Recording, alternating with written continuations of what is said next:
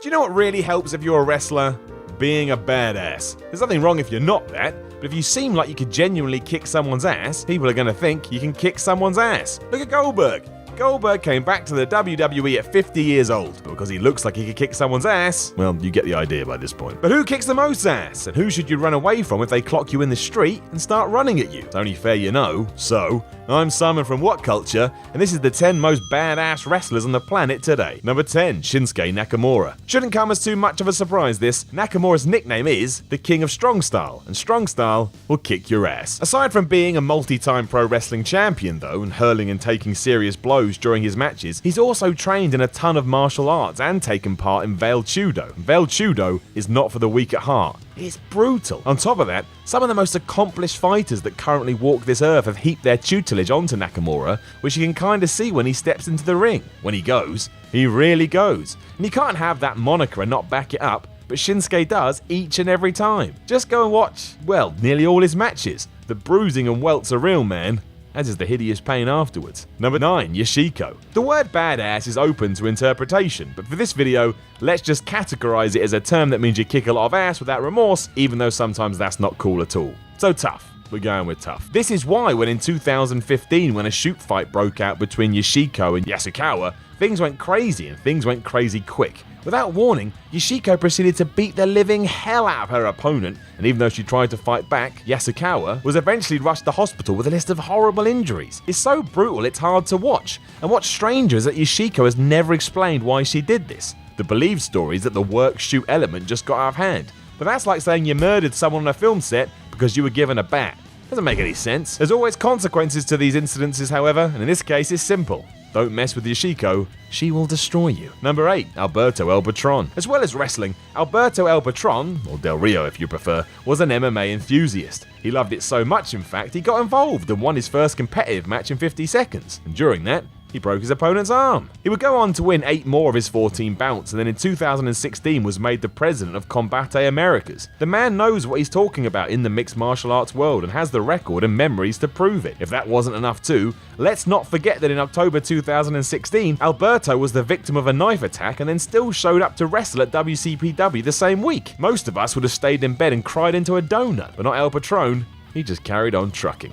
Number 7, Bobby Lashley. Aside from looking like he could kick your ass, and maybe eat you alive too, Bobby Lashley is also one trained to the gill's mother. Even before he became a pro wrestler, he had won several amateur competitions, and he even wrestled as part of the US military. Bobby also had a near-death experience during a bank robbery that stopped him training for the 2004 Olympics, but still walked that off to pursue his dreams in the business, and MMA on top of that. In fact, in the martial arts world, he's won a very impressive 15 out of 17 fights as we record this video, and you know he's a badass, because he divides his time between pro wrestling and MMA. One's pretty good, 2 is more than solid. Number 6, Chris Jericho. Somewhat surprisingly, Chris Jericho doesn't back down from fights, ever. He's a no-nonsense type of a guy who will stand up for himself no matter what, or who may be getting in the way. The most famous of these encounters was with none other than Bill Goldberg. After it had been said Bill was bad-mouthing Jericho when he arrived in the WWE, and that he had done the same during the pair's WCW run, Y2J confronted Goldberg, which prompted the former NFL player to grab Chris around his neck. Seeing this as an act of war, as you would, Jericho took down the larger man and put him in a front face lock.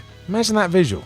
Crazy. It's not like this was a one and done either. Jericho was back at it again after the SummerSlam 2016 main event when he got right in Lesnar's face, thinking the finish of the Brock Orton main event had gone awry. The two exchanged heated words, and even though it never turned violent, that is some balls from one Chris Jericho. Brock probably could have broken him. Number 5, The Undertaker. Don't have to be the loudest guy to be a badass, just gotta be able to tough things out, and The Undertaker's been doing that for more than 2 decades. Whether it's fighting through injury or acting as a leader in the locker room, there's a reason Taker is as feared and respected as he is, and it's not because he pretends to play a zombie. For one, he fought through second-degree burns after he was engulfed in flames at the Elimination Chamber in 2010. The Phenom had to douse himself in water as he stood in his pod, and then still emerged to do his job.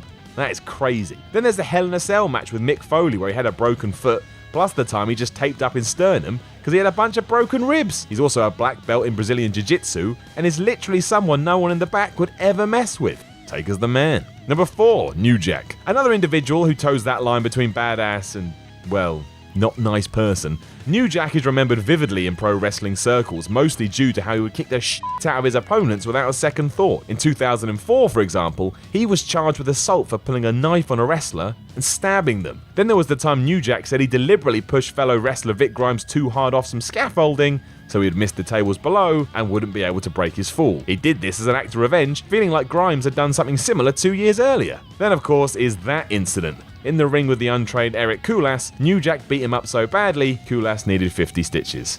That's pretty intense right there. Number 3, Triple H. Say what you want about Triple H, there are few wrestlers who embody the whole "you don't stop for injury" more than him. Man is relentless. This naturally started when he tore his quad completely off the bone in 2001 during a tag team match against Chris Jericho and Chris Benoit. Hell, he even allowed Y2J to put him in the walls of Jericho, a move that specifically targets your leg muscles. The pain must have been horrendous. As well as that, he almost died during the first ever Elimination Chamber match, but carried on anyway. Rob Van Dam misjudged his 5-star frog splash completely and came crashing down on the game's throat. People have legitimately died from lesser blows to that region, and yet Triple H stayed on for the rest of the bout.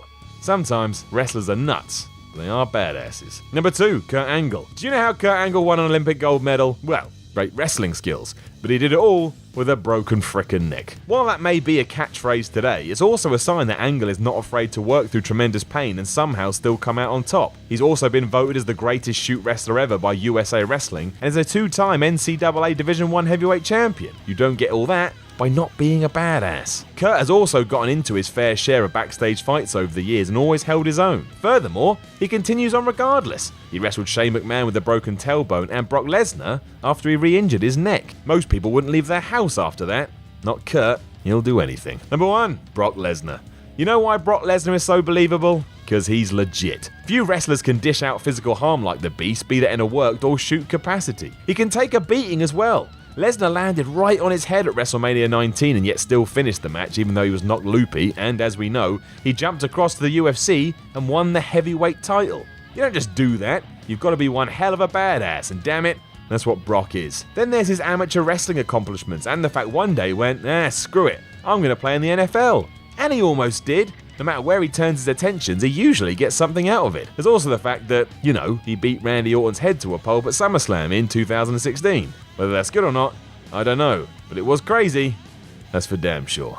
Know of any other wrestlers who deserve to be called a badass? Let us know in the comments below, and then have a like, share, and subscribe. You can even follow me on Twitter at SimonMiller316 or WhatCulture at WhatCultureWWE. I'm Simon from WhatCulture, and I will chat to you again soon.